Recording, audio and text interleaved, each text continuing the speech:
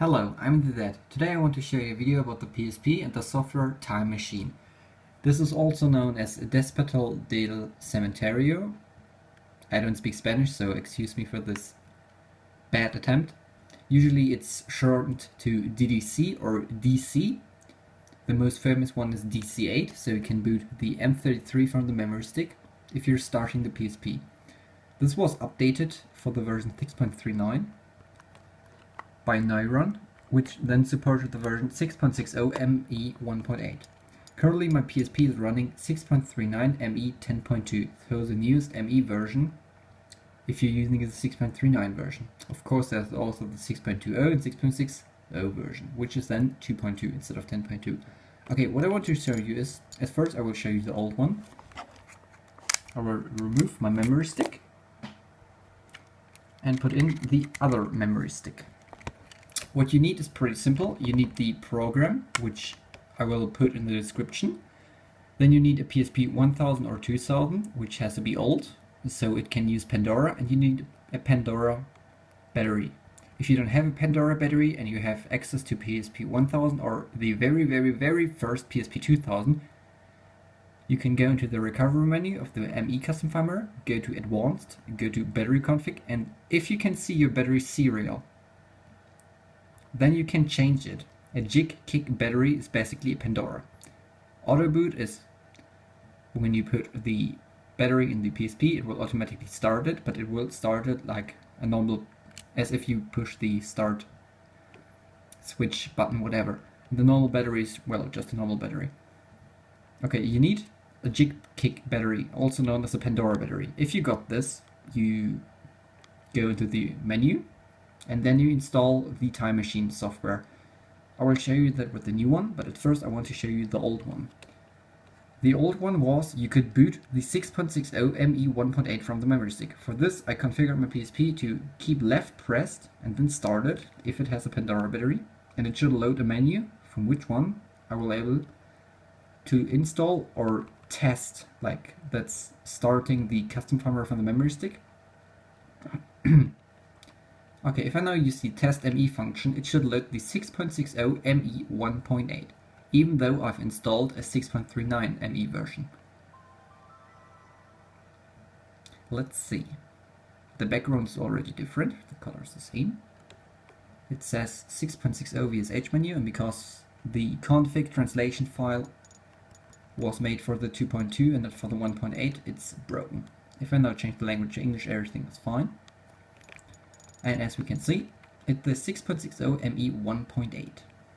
If I now reset the device, which is rebooting, I will return to my usual 6.39 version. Nothing has changed, I just booted the 6.60 of the memory stick.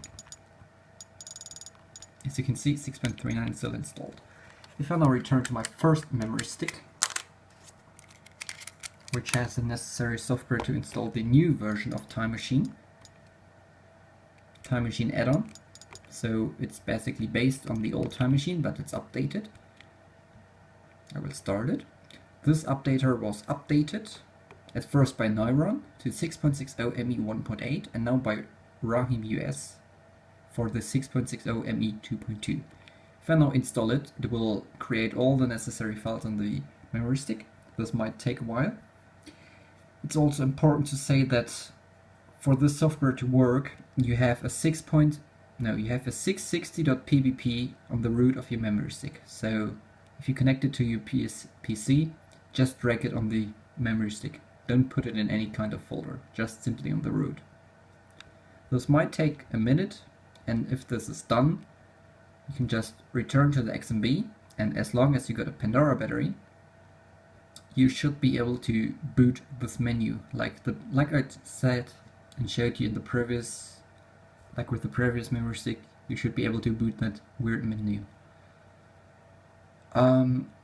Usually it also sets up the button you have to press to L or left, but if it doesn't set it up to left or L, just connect your PSP to a PC, then look inside of the folder which is called TM, as you can see in here, and search for the config file, which you can simply edit with Notepad++ or a simple Notepad thingy, whatever. No, I will press left. Okay, and exit.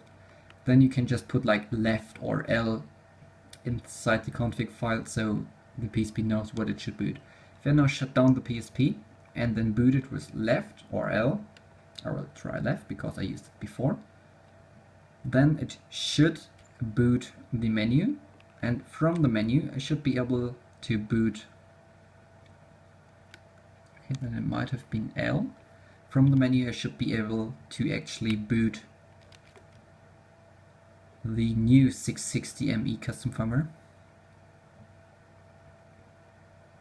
There we go. Oh, and what's also new, the NAND operations. And this was previously missing in the DDC version 9 by Neuron. With this you can dump your NAND and restore NAND. It basically creates a complete version of what is installed inside of your internal flash of the PSP. So it's like the firmware, like your configurations for Wi-Fi, your PSN stuff and so on, but it's nothing on the memory stick. So if you dump your NAND with an update or downgrade to another firmware and restore it, it will be like the PSP was before you dumped the NAND. So this is basically an easy and cheap way to make a complete backup of the PSP, not of the memory stick, of the PSP itself, like the firmware, and then you can restore it. So it will be like you had it before, like the same background, the same registered Wi-Fi networks and so on. Okay, when I now test the ME version, it should boot the 6.60 ME-2.2 from the memory stick. The install options you have seen, like at the top of the menu, should also work. Those will install the 6.60 original firmware or the 6.60 ME-2.2. As you can see, it's booting from the memory stick, and it's asking to set it up. English, I will just press.